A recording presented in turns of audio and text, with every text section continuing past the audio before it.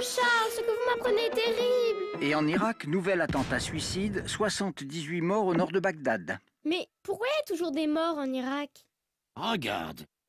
L'Irak, c'est un endroit qui joue un grand rôle dans l'histoire depuis très longtemps. Avant, on l'appelait la Mésopotamie. Au cours des siècles, il a appartenu aux Perses, aux Arabes et dernièrement aux Anglais. Les Anglais? Mais qu'est-ce qu'ils faisaient là-bas? Ils avaient découvert du pétrole, beaucoup de pétrole, et en avaient fait plus ou moins une colonie anglaise. Ils ont tracé les frontières d'un nouveau pays, l'Irak.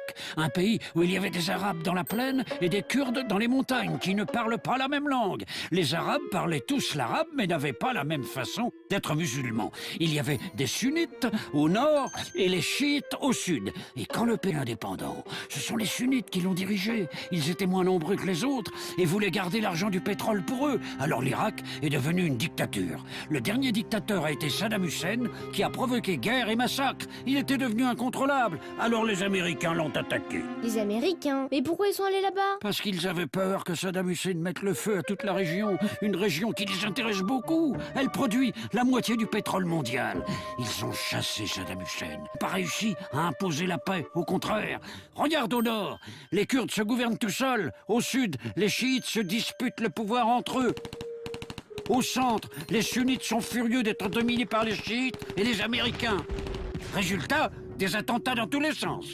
Mais comment faire alors? Personne ne sait très bien. Il faudrait surtout que les Irakiens arrivent à s'entendre. Car la majorité des Irakiens et aussi des Américains voudraient bien que les soldats américains rentrent chez eux. D'ailleurs, nous aussi, il faudrait qu'on rentre à la maison. Au nom du ciel, Lucinda, maîtrisez-vous. La violence est toujours la pire des solutions.